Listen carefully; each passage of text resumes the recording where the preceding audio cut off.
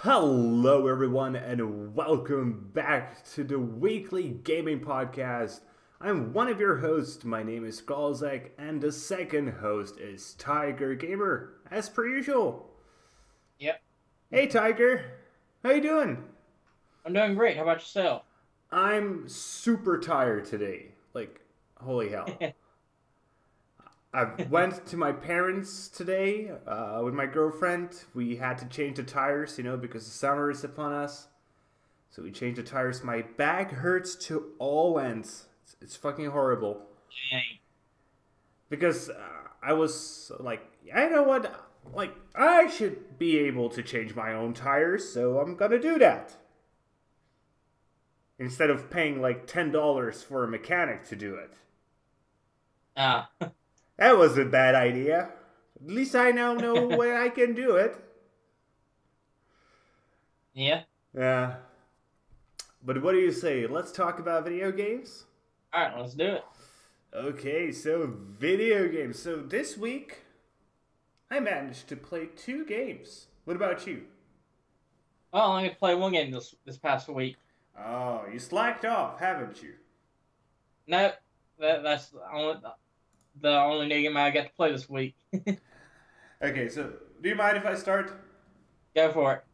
Okay, so this week, I actually continued on playing a game I also played last week, which is Risk of Rain 2.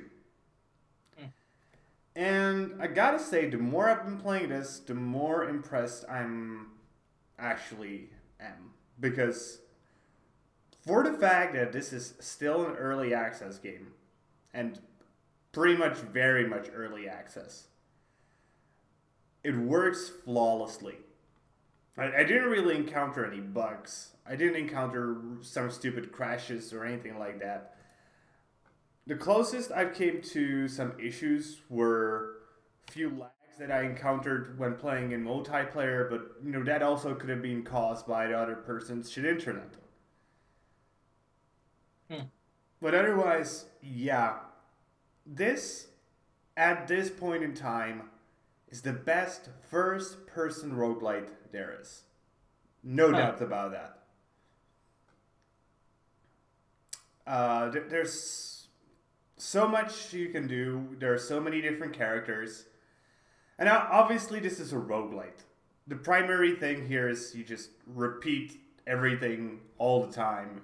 It's not like it really has something you are trying to build towards to, apart from getting the most powerful character ever. But you know what? Sometimes that's more than enough. You don't really need more if this thing is implemented well. I've got to play a few more characters, and yeah, they're fun. All the characters are fun. I will say this, though, I still prefer the character you start with. He just seems the most versatile. And I still love getting me, like, septuple jump. Yeah. It's just so ridiculous when you get that. The most I've gotten to by now is 10 jumps in a row. Wow. And it was just, I was so lucky at, like, the first one I got, like, the first 4 drops, abilities I got was this. And from there it was just like, yeah, I'm going to be happy every time I get this, and I got it so many times. But yeah, this particular thing is so ridiculously OP, because you can avoid so much of the damage by just keeping yourself in the air. It literally means you can fly, but every, like, 15 seconds you just need to land to recharge. And it's not like you have to recharge for a lot of time. You just have to touch the ground for a second. So you do that. But yeah, really fun. And actually, the thing I think I found out I love the most is the price. This game could have easily been released for $40, and I don't think anyone would have batted an eye. Yeah. But no, it's available there for $40, for $20. And that's an awesome price for a game that essentially gives you unlimited value. And is popular. That means you even get people to play it with. Yeah. And Yeah. if you don't like playing with others, you can play solo. And it's a completely valid way to play the game. Obviously, it's more fun with friends, because which game really isn't? Yeah. but sometimes, you're just like, yeah, screw those idiots, I'm just gonna play alone. I'm just gonna kill some weird bugs and taily monsters. And you can do that and be completely happy. Okay. So, 100% recommendation if you're a fan of roguelites, if you're a fan of shooters, this will completely satisfy you. You need to get Risk of Rain 2 because holy hell is this game good. And that's my how, and I don't think I'm going to speak more about Risk of Rain because I would just repeat myself from this point on. Yeah. Okay. So what about you? What did you play this week? Well, I got to play Path of Exile. It finally came out for PS4. Oh, holy hell! Did that take a long time? Yeah. Didn't it release in like 2013 on PC? I think so. That's 6 years before it came to consoles. Holy hell! That's Actually, it's been on Xbox for very long as well. So. Okay, but on PlayStation, that might actually be some kind of a record before a game comes out to PlayStation since its official release. Yeah. Somewhere else. So, what did you think of Path of Exile? Well, I'm still learning all these technicalities, but for the most part, I've been enjoying it. I'm still, this is my first week playing it. I'm still really considered a noob. So yeah. Hey.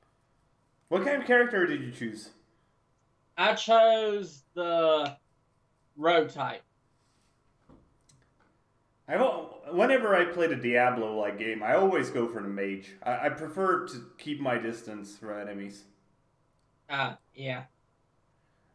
But yeah, do you have any comparison? Like, have you played the Diablo games in the past? Oh yeah, yeah.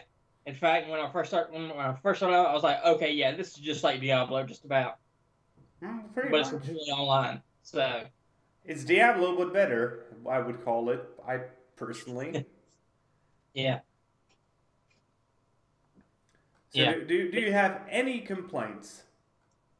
Yeah, I have one. I think that might be due to my internet connection, and I think that may be a strong possibility. But sometimes, like when you like try and hit an enemy, like it doesn't even connect, even when it's like point blank. So. Well, yeah, there's a good chance that has something to do with your connectivity issues, but still, that's something the game should try to fix either way because not everybody does have great internet. Oh yeah.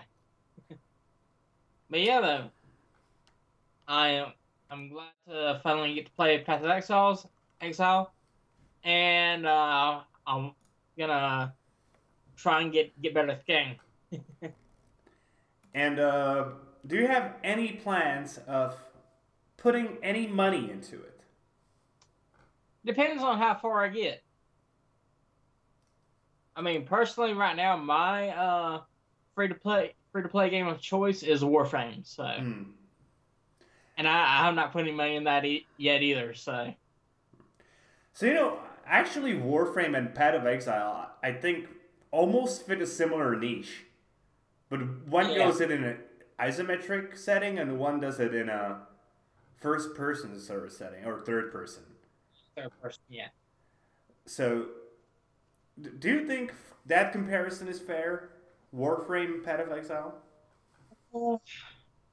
Honestly, no, because Path of Exile, if you want to get a weapon, you actually get to loot it from the enemies. Whereas with like Warframe, you more like when you're looting, like when you're like doing a mission. Most times you're either looting for blueprints, mods for your gear, or materials to build even better gear. And in Warframe, you actually get to choose which weapons you want, whereas picking them up from random drops. So, well, I would actually assume or say that in Path of Exile, your weapons are your abilities, and you get to choose those. So you know that doesn't really change that much, actually, if you consider that. But yeah, obviously there are going to be differences. But I think I more meant that they took a genre that was already fleshed out and was very popular, and just took the fan base approach to it, where the fan base is the ones creating this game, and then they are calling the shots of how the genre should evolve, and almost cornering anybody else from the market, really.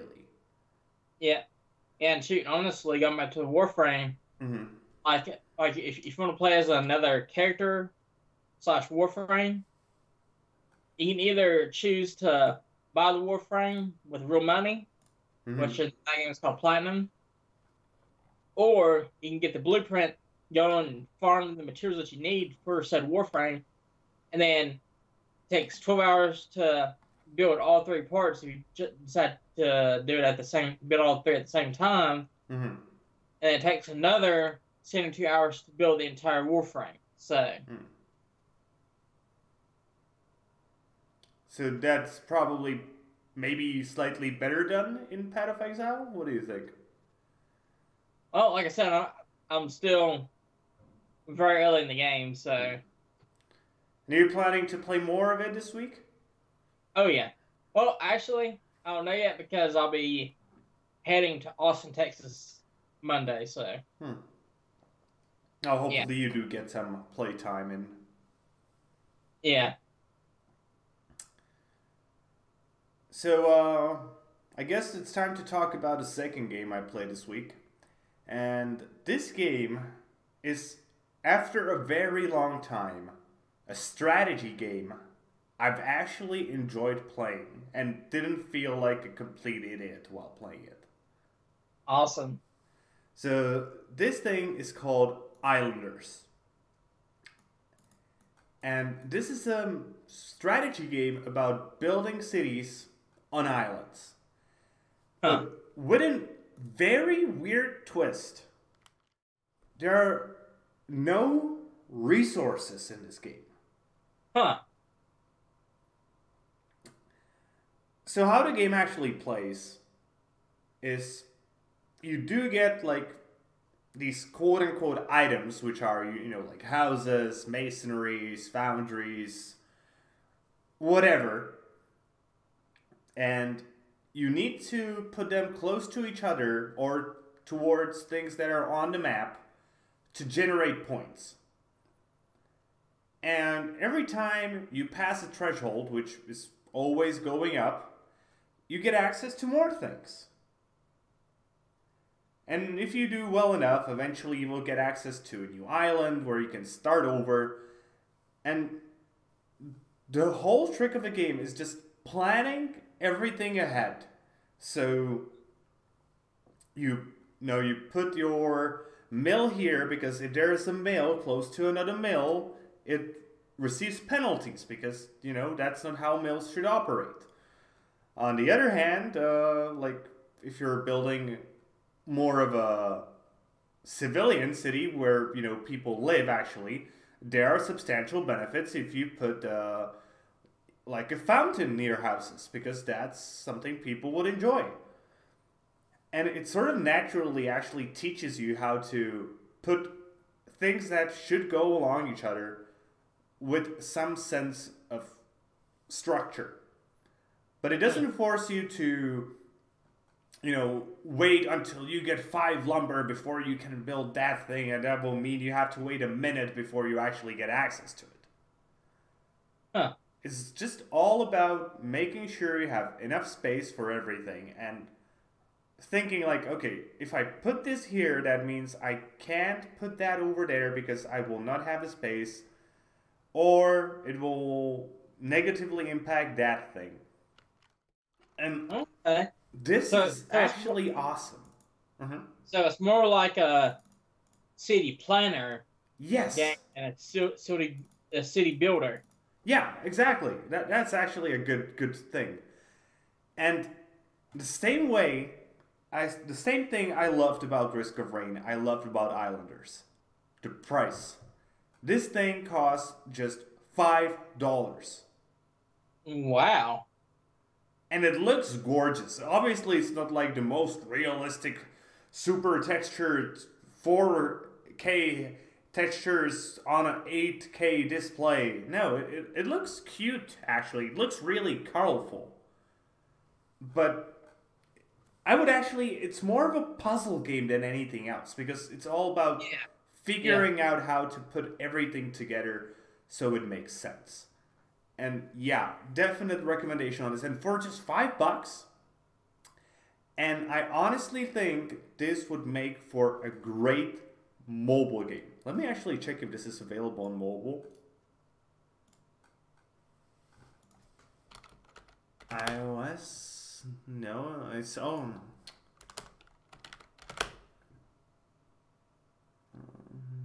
No, it's only available for Windows. And this is actually so simple that it would work on a touch display, because you could just drag stuff and rotate display. That's all you need. You don't need any HUDs. You don't need any amount of information, really. You just, okay, I have this building, and this building gives me that much points when I put it over here. If I drag it around, I need to find a place where it either gives me the most points or a place where it will give me the most points in the future. Yeah, I really do want to see this on phone, and I would totally buy this as like a relaxation game for my girlfriend. She would love this thing on a phone.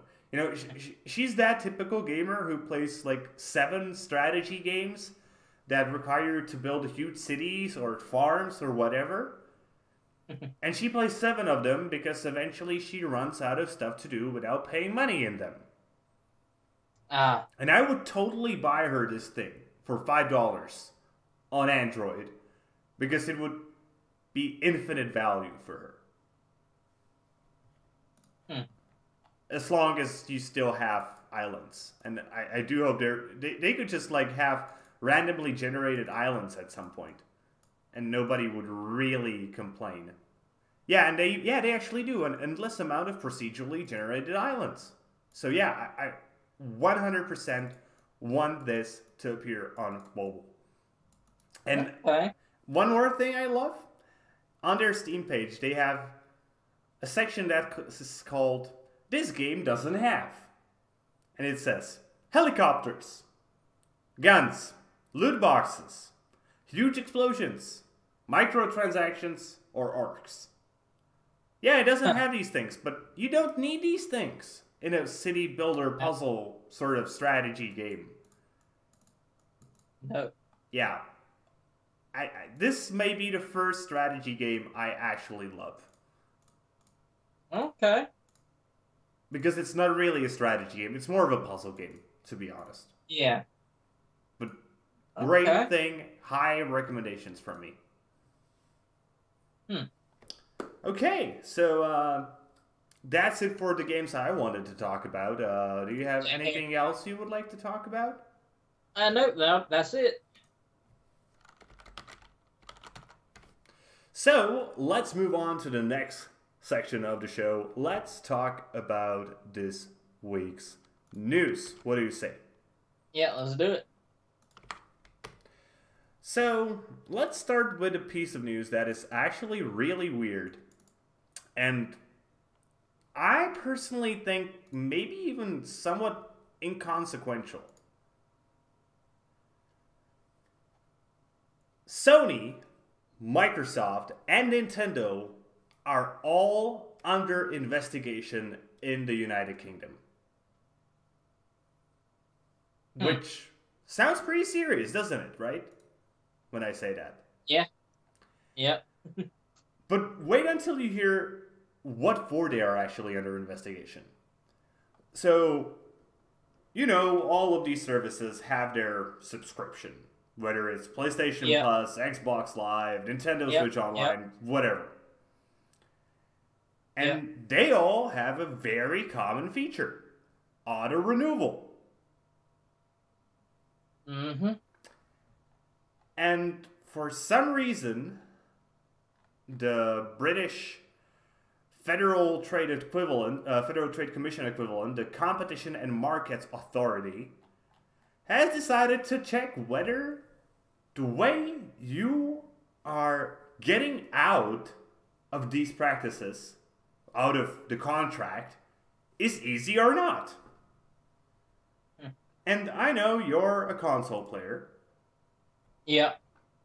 And you probably had subscription to all of these services at one point in time. Yeah. And you also probably canceled at least one of the services, right? Actually, I've had canceled all three of them at one point, so... Okay, perfect. I want you to tell us how complex the process is. Does it take more than 5 minutes for each of them? Okay. Well, right now, like, I can't see, but I actually got my PS4 on, and if I were to, like if I want to, like, cancel my PS Plus or whatever, or start the renewal process, I'd have to, like, go to click on Settings, click on Account Management, go to Account Information, let that load for a minute. Second minute here. And you have slow internet. We have to remember that. Yeah, and go to PlayStation subscriptions, and it would be right there, and I'll click on that, and I could choose either auto renew or cancel it. Whereas for me right now, it's renew now since I don't have it right now. But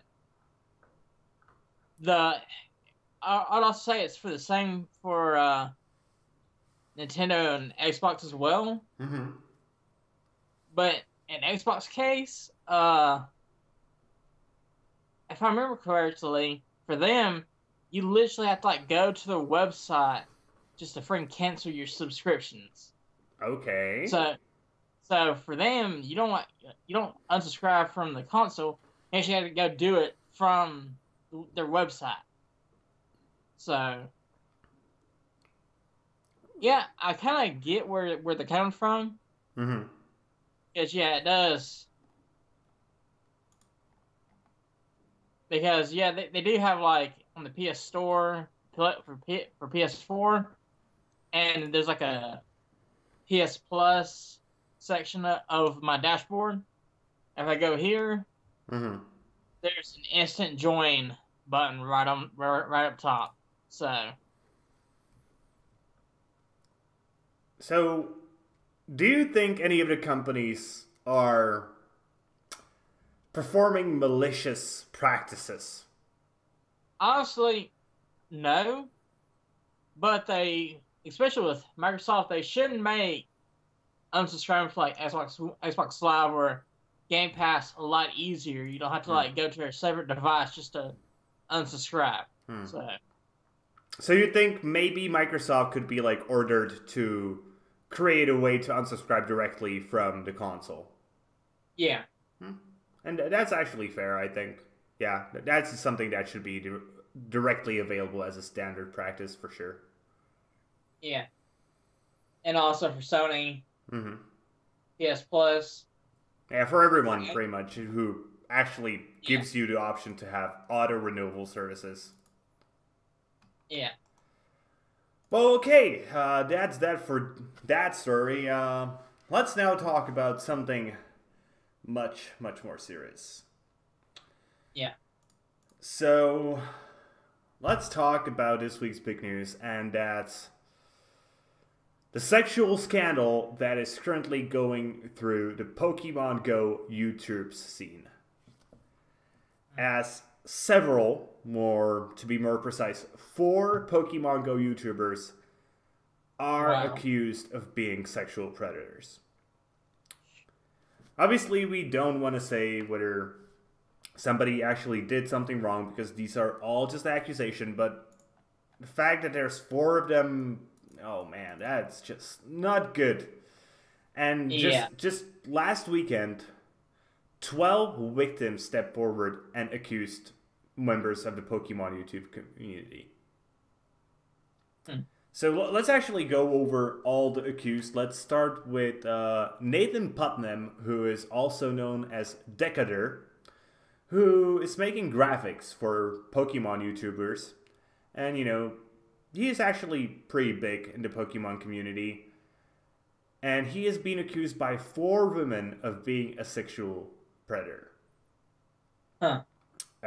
So we pretty much started with a 19-year-old who goes online by the name Sylveon, who created a YouTube video which she titled Finally Coming Forward, and where she just goes over this in pretty detail, including showing screenshots of her phone and the conversations between her and Mr. Putnam, which is pretty damning evidence, in my opinion. Like, that's just not good, you know.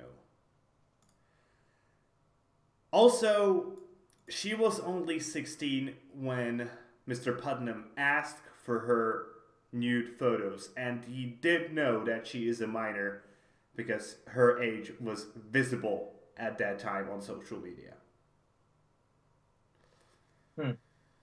So yeah, that's the first one. The second is Kyle McNeil, who is known as the King Nappy, who was, you know, the typical hypocrite, as initially he spoke pretty harshly against Mr. Putnam in some tweets that have since then been deleted, because some allegations soon arose against himself and with, you know, other YouTubers and Twitch streamers both describing what kind of behavior he himself did.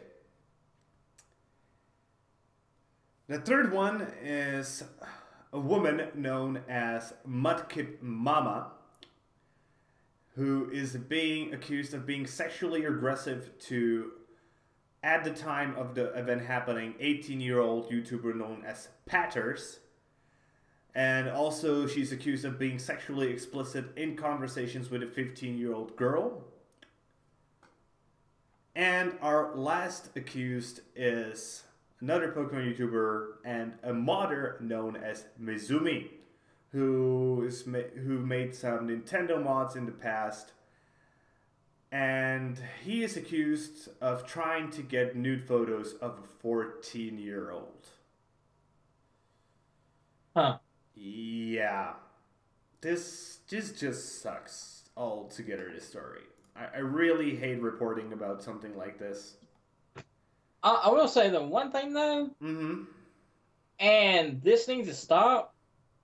If you know that there's somebody being a sexual predator, don't freaking come forward on the freaking internet. Go to the freaking police. Yes. That's what they're there for. I mean, let the court of law handle this rather than freaking relying on the freaking court of public opinion. So yeah, that's obviously something that needs to happen. Like, these people need to be taken to the proper authorities. Though, I will say, I think I understand why these people choose to come up, you know, on their YouTube channels or on their Twitch channels. Because these people are already YouTubers. And YouTube is their life, it's their social circle. They have their friends within the people who watch them. Yeah. And this is something you might first try to talk with your friends. Yeah, true. Before they tell you, oh, you need to go to the police, man. Like, this is just shit and needs to be handled the proper way. And Yeah.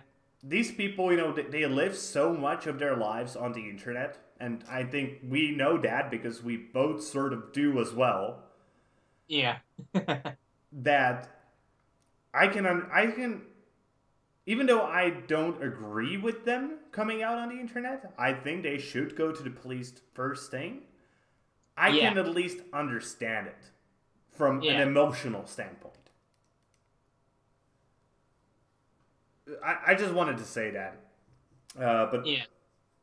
yeah, obviously, the fact that these YouTubers, the bigger ones that were accused, at least the ones that actually did this, seem to have tried to use their position of power to obtain sexual favors, even though they weren't like, you know, blow me or let's fuck. It was just, oh, quote unquote, just nudes, is just awful. And anyone who even attempts this is an awful person and should be punished in one way or another. Yeah. Ideally, they should be punished by the proper authorities. Oh yeah, yeah. My main problem with this is they need to go to the police as soon as possible instead of coming out on the internet because the evidence here is damning. But one thing I really hate is seeing people's like reputations get ruined just through the court of public opinion because they decide not to go to the police straight away. They decide to freaking ruin their reputations through the internet. You get what I'm saying? Yeah, I do. But again, I do understand their emotional reasoning for it. It's not like they decided, you know, oh, this guy did this to me, I'm going to destroy his life. That's not their thought process. At least not for the ones that come out initially. For them, it's just like, so this happened to me, and I need to tell somebody about it, and you guys are my friends, so I'm gonna tell you. And I can really understand that, especially in the case of teenagers, and let's face it, 19-year-olds are teenagers. Yeah, true. I remember how quote-unquote mature I was when I was 19. Not at all. Not at all. So, yeah, I understand them. I don't want to, like, put any blame on them for doing this. Yeah. But on the other hand, yeah, you're starting to be adults. You should actually figure out adults' solutions to even such serious problems as this. Yeah. Yeah, my deal was just, if you need to talk to somebody, but go to the police as soon as possible. Yeah. Exactly. So, let's now move on to a slightly less horrible subject. Let's move on to Brazil, because we have and I don't like using bad words, but a completely idiotic notion coming from Brazil. Oh, wow. As a federal deputy, Junior Bozella put forward a new bill that would criminalize violent video games in Brazil. Punishing people with up to 6 months of jail time if a person owns, develops, imports, sells, transfers, lends, or makes available or leases applications or electronic games that incite violence and crime. And if the offense involved mass media or the internet, the punishment could be tripled, meaning up to 1.5 years imprisoned. Wow. So, I'll give you one try, and I'm pretty sure you'll get it right. What is his reasoning? He's just freaking old. No, that's not his reasoning. That's the reason why he's stupid. But what is his reasoning?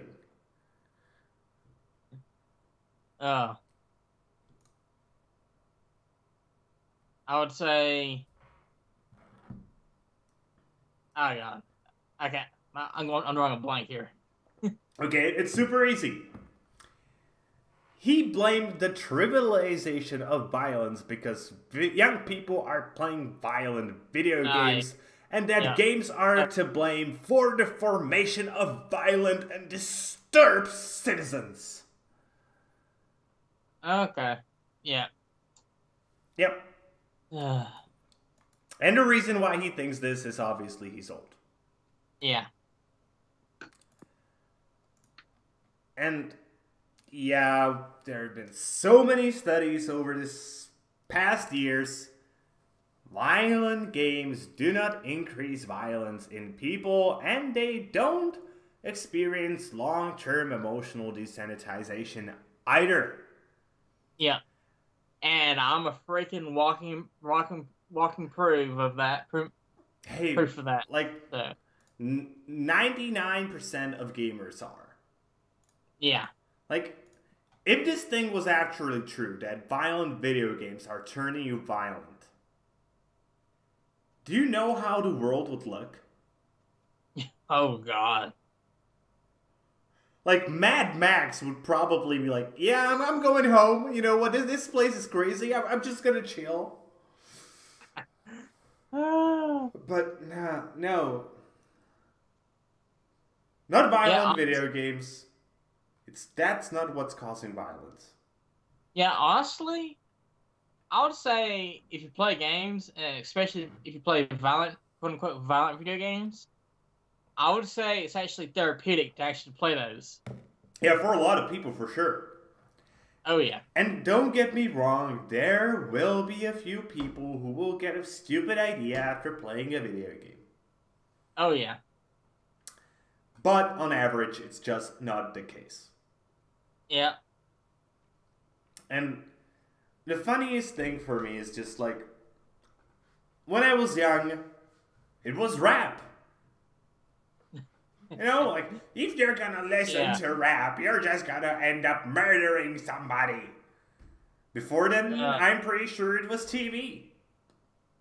Oh, yeah. Before then, it was probably movies. Before then, it was most likely books. And I'm 100% sure that when the first guy made a cave painting, there was like a Neanderthal going, ooga booga booga booga booga booga, what about the children booga? Yeah.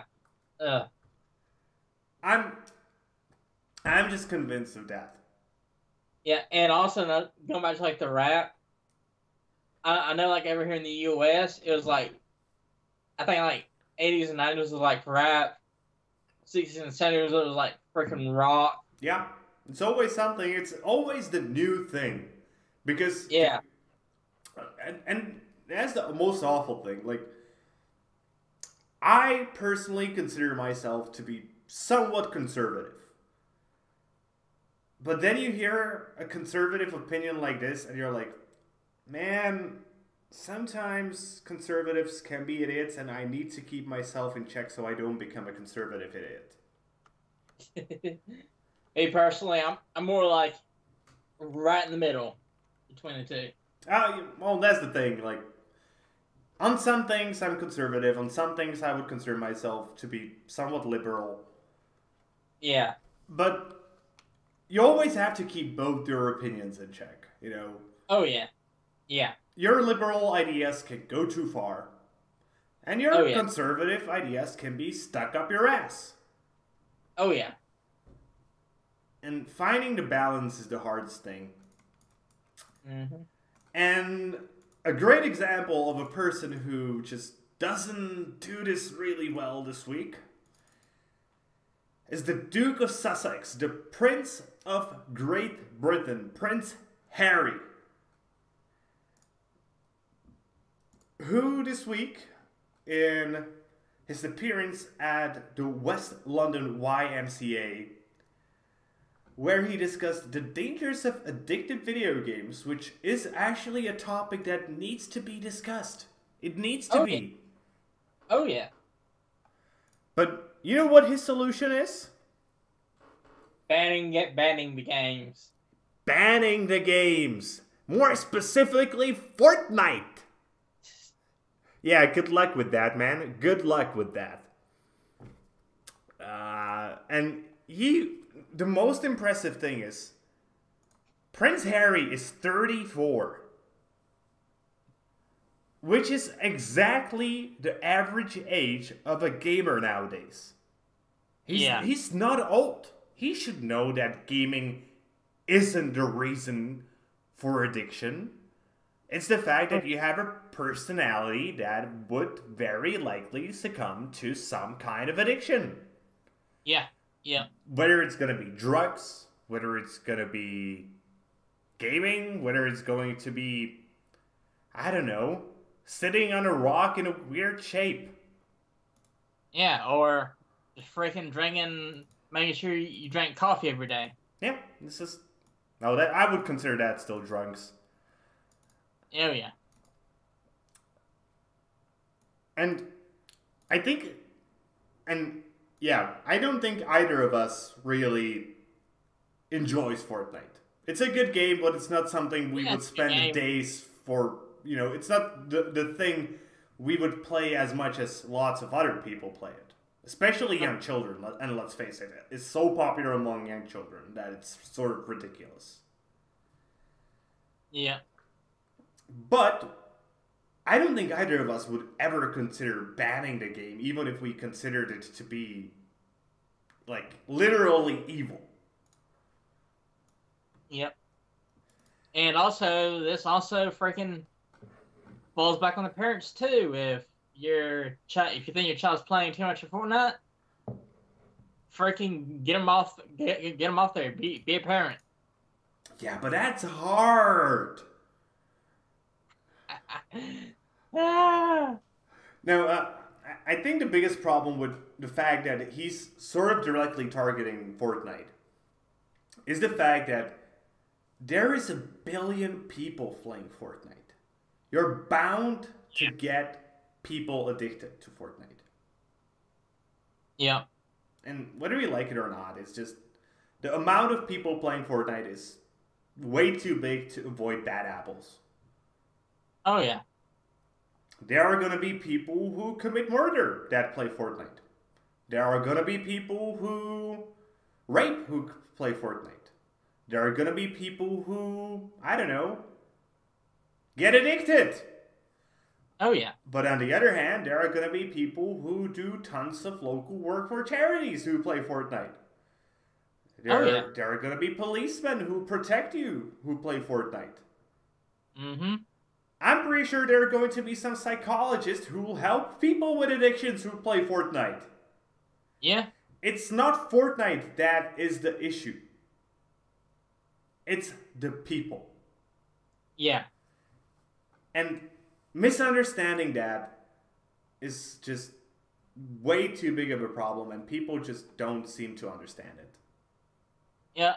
You know, one thing though? Mm-hmm. I cannot wait for the day when people will stop freaking demonizing games. And we are slowly getting there because games are not as demonized as they used to be, but they are still demonized. It will just the demonization will just be replaced by something new. Yeah. My personal guess, it's gonna be VR or AR. True. Or whatever that comes next after gaming. The next media form that comes after video games that gets mainstream is gonna be demonized. And yeah, I pity that media or art form already. Yep. Okay, let's actually have one more topic so we can end on a lighter note. So let's talk about the 2 most dumbest video game thieves ever. Oh, ever. Oh, some of you might have heard about this one. So, two thieves, Perry Dawn Ingle and Candy Bailey, stole some arcade cabinets from a collector named John Loftus in Oklahoma. And, at that point, the story seemed pretty sad because, this is not that easy to track and, yeah, it just sucks. But then Mr. Loftus received a phone call. And the two thieves wanted to sell him back his own stolen video game arcades. Oh my god. That takes some serious skill. Yeah. So yeah, Mr. Loftus then set up a sting operation with the local police, and both Ingle and Bailey have been arrested as soon as they arrived. And the story ended up pretty happily as, the cabinets got back to the original owner, the thieves got to jail. This is just great. I honestly love this story. Yeah. Honestly though, I will give the thieves this, and that is, I'll give them props for actually managing to get those. One thing to mention is they're actually pinball arcade machines. Oh yeah, they're fucking huge. Yeah, they're huge, and they managed to steal 2 of them from this guy. 4. 4. Yeah, I think 4 of them. Yeah, 4 of his cabinets were stolen. Dang. That right there. That takes skill. Yeah, it does. Yeah, it does. Also, they must have taken it when he was like off somewhere. Yeah, probably. Like, this is something you would have like heard somebody moving. It's not a light thing. I remember, like, I used to go to a pub to play pinball like every week, and these things are heavy. They each weigh like 50 kilograms at least. Yeah, if not more. And it's not a fun thing to move them even like 2 meters.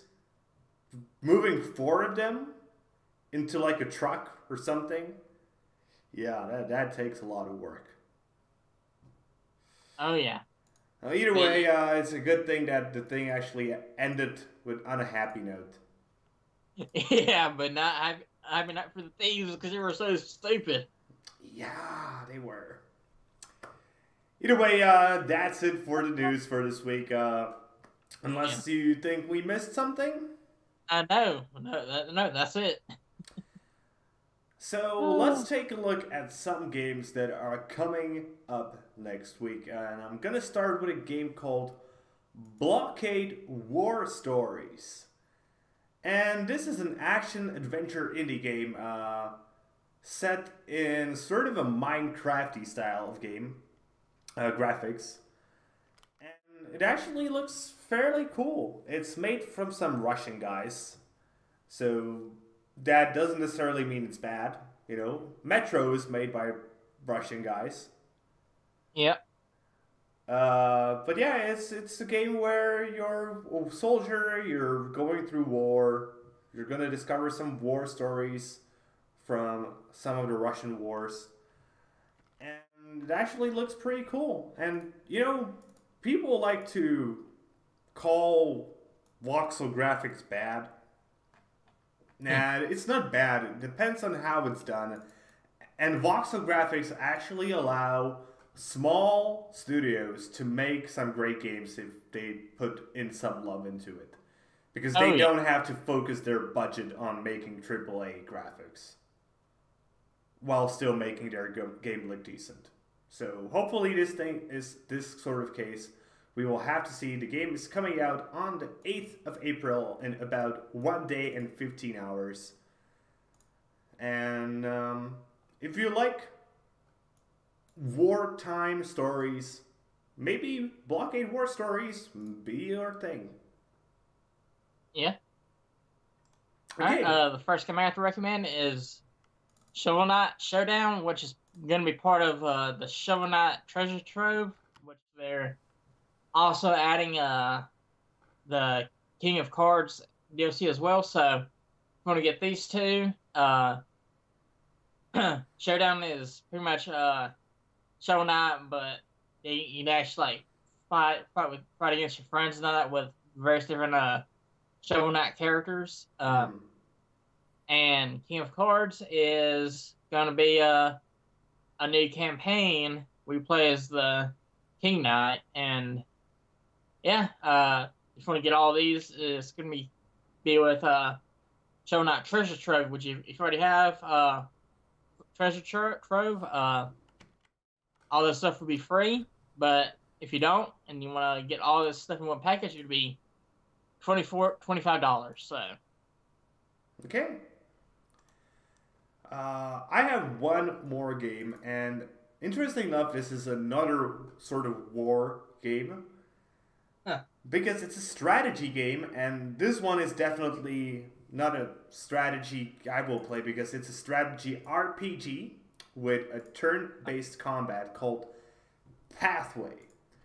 But the reason I'm recommending is this thing looks freaking amazing. Okay. So, you know the sort of pixel art style of Metal Slug, right? Oh, yeah. So imagine this sort of style, but with bunch more detail. Okay. And that's what you get here. It looks great. It has a lot of story in it. It's your typical RPG, but with pixel art graphics that are seriously probably the best I've seen this year so far. Okay. And I can really appreciate great pixel art. Hopefully the game itself is good as well, but from what I see, it actually seems like sort of Fallout-y, I would say. Like the original Fallout. Yeah. Maybe without a WAD system, but yeah, definitely a thing people who like this sort of gameplay, like turn-based combat in an RPG should check out. Yeah. And the story actually seems really interesting as well, because it's set in the 1930s Great Desert Wilderness. Huh. Which isn't really a theme I think is explored that much. So yeah, Pathway available on April 11th. Sadly, we do not know the price, but it actually does look pretty amazing. And I'm pretty sure because it's an RPG, it will have hours upon hours of content for you guys. Oh, yeah. Okay. My last game I'd recommend is Phoenix Wright Ace Attorney Trilogy. It's pretty much coming to every platform. It's coming out April 9th for $30, and it's a Phoenix Wright game. And if you don't know what that is, if you don't know what they're like, pretty much play as an attorney, where you have to, like, it's like a mix between like a court game and a detective game. It's the weirdest ever lawyer game ever. Yeah. Yeah. That it is. And pretty much you just gotta try and prove your client's innocent while collecting evidence and making good arguments. So. And it's coming for $30, at least to the PC. Yeah, same for the PS4 and I think everywhere else as well. So. Okay, so anything else you would like to recommend? No, that would be it. So with that being said, let's slowly bring this show to an end. And as we do always, let's do that with a bit of shilling. Do you want to go first? Yes. Yeah, you can find me on YouTube as Tiger Gamer, and you can find me on Steam at Tiger Gamer. Right now, since I have a trip coming up, I won't be able to make any videos, but I will have some videos planned after the 16th. So look forward to that. And you can find myself on YouTube at Closets Gaming and on Steam at Closets. And on both places you can find my YouTube video game reviews. And on Steam you can also find some science stuff. Yeah. So with that being said, that's going to be it for today, guys. We hope you enjoyed today's show. If you did, consider clicking that little subscribe button. It wouldn't hurt if you clicked it. Maybe click the like button if you enjoyed today's show, and definitely leave a comment. See you guys later with more gaming content. Yeah, have a good one.